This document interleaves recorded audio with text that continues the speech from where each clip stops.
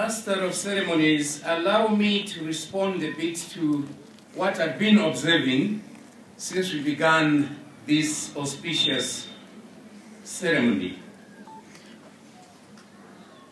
I'm quite happy to be standing here because I'm informed, and indeed in some cases I'm not informed, I know, that this school has had through its own portals giants, even if some of them are no longer with us, but these are giants that are within the annals of our history, and these are people that we cannot write the Zimbabwean story and exclude them. And they include honorable men such as T.G. Silundika, who is now late. My uncle P.S. Ikwa went to school here and taught here, also late. Honorable S.K. Moyo, who's still quite active in our political leadership. Dr. Callistus Ndlovu, Dingiswayo Ndlovu, who is, well, retired from politics, but also quite renowned scholar and politician. And I'm told also that the late Vice President, Honorable Simon Muzenda, also went through the portals of this institution, and indeed that the school is associated with none other than His Excellency, the President of the Republic of Zimbabwe and Commander of the Zimbabwe Defense Forces, His Excellency Robert Gabriel Mugabe. We could go on and on because there are quite a number that I know as well. Some of them that have done quite well in various sectors, but I thought I would just highlight those. Allow me also, Master of Ceremony, to respond a little bit to the head girl's appreciation of teachers, parents, and her fellow students. If you look at this circle, if you look at that circle, it is very, very important because at the center, it makes this girl child feel affirmed and indeed want to have ambition and go on to be somebody that can be as luminary as these giants that I just spoke about. I also liked, Master of Ceremonies, the primary school dance group. I even sort of commented to Father Dube here, and I said, even if they have tiny voices, I mean, they do have such an exuberance of confidence. You know, they could dance looking at us directly into the eyes, you know. And indeed, I was quite impressed also because their very first song, in fact, reminded me when I was growing up as a boy. You know, I'm also of Bulidimangwe stock, my home area being Dombodema, and we have always been fighting with those that are this side of the railway line, not knowing that today I will be a guest of honor on the wrong side of the railway line. But indeed, coming from the same area, I think I was quite appreciative of them. Their first song, which was in a rendition in Kalanga. The school choir, my. I can't wait for you to come to my university so that you join the university choir. Your melodious voice is so amazing.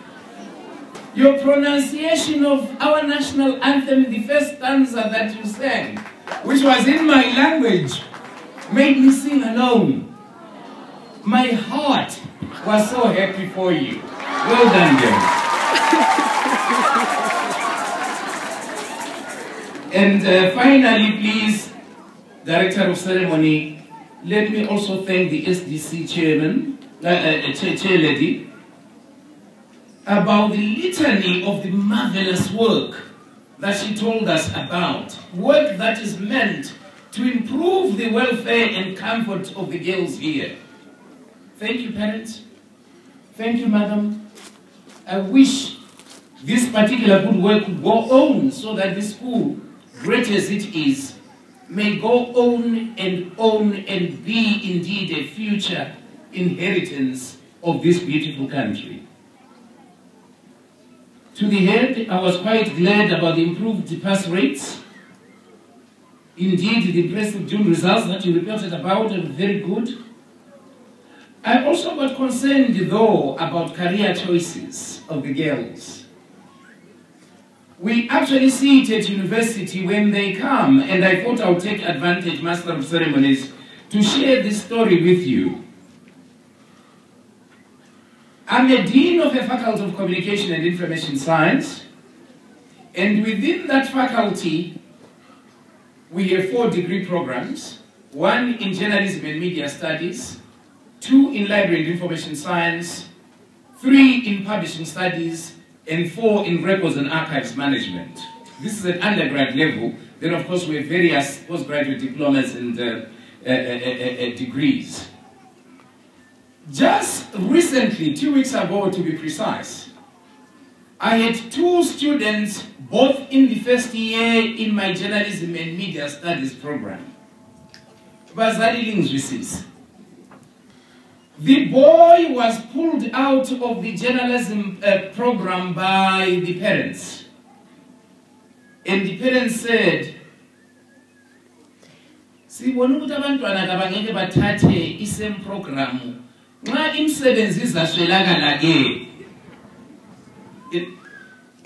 the reason the parents really had, I respect that. But the career that was chosen was for the children. Do you see what I mean? Let these girls think around their career choices.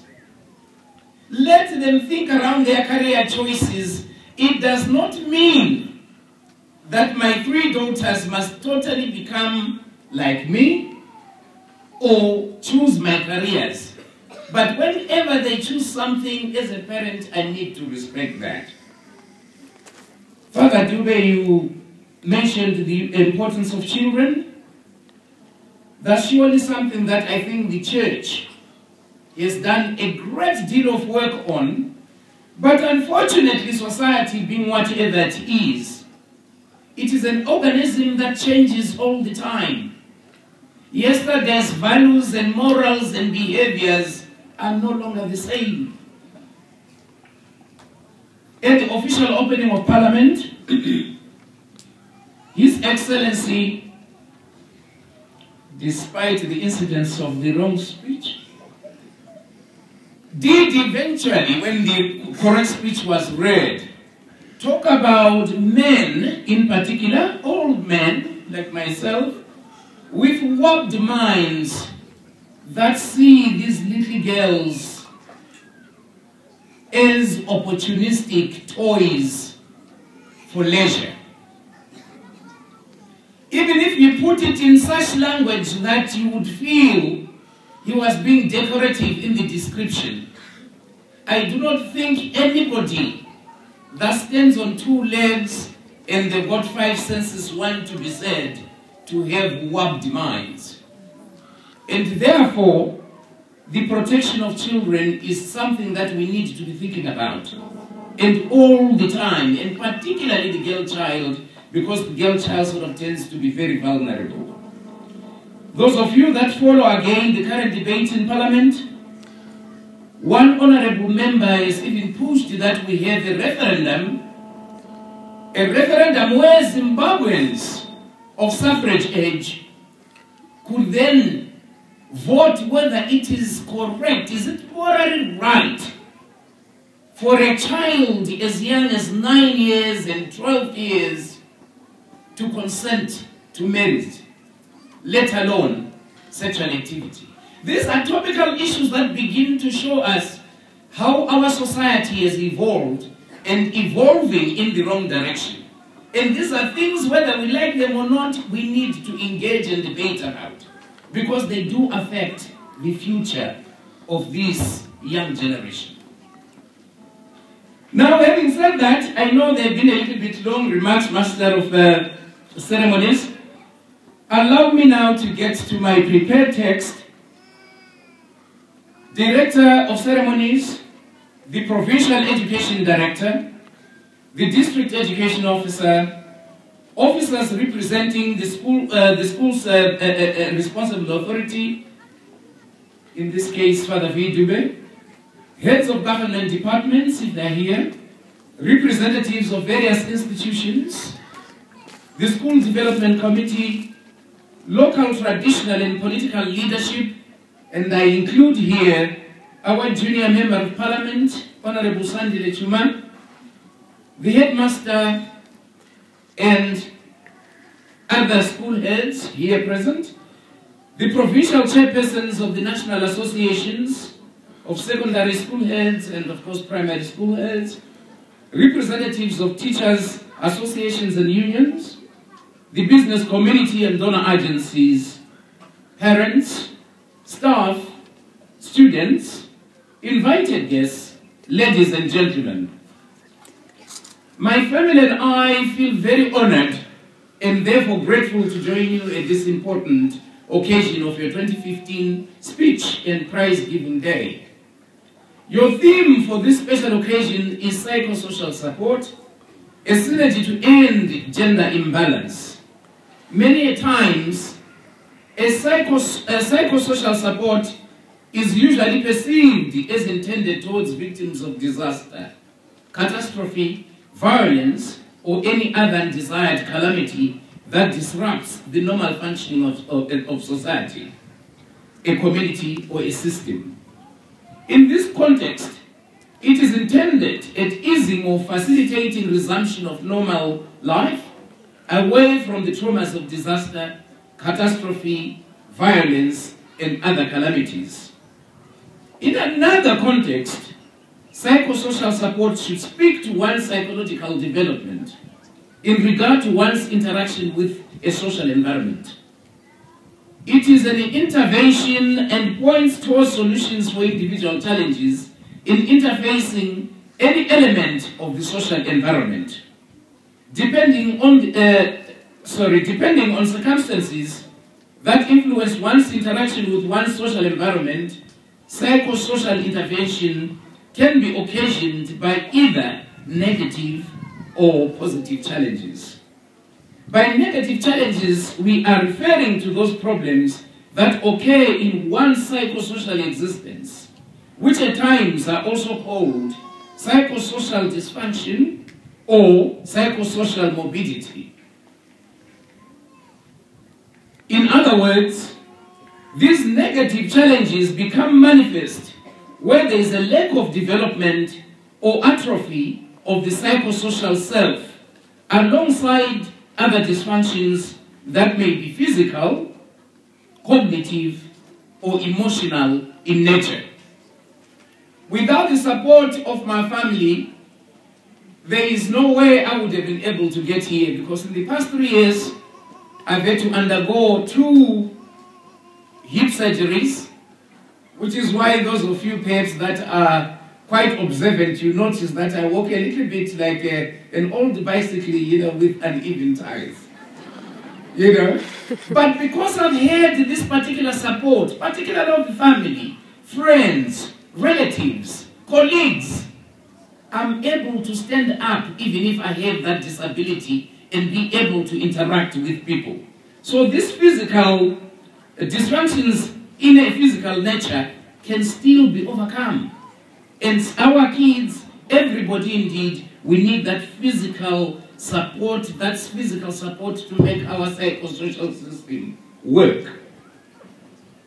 Cognitive, for instance, support. In the classroom, girls, your teachers do not just teach you mathematics. What they try to also teach you is, while they are teaching you mathematics and indeed all the other subjects, you cannot actually notice it yourself, but they are also developing your thinking capacity, your cognitive capacity. In other words, by the time you go through your schooling, by the time you leave at whatever level of exit, your thinking is totally different from the time when you were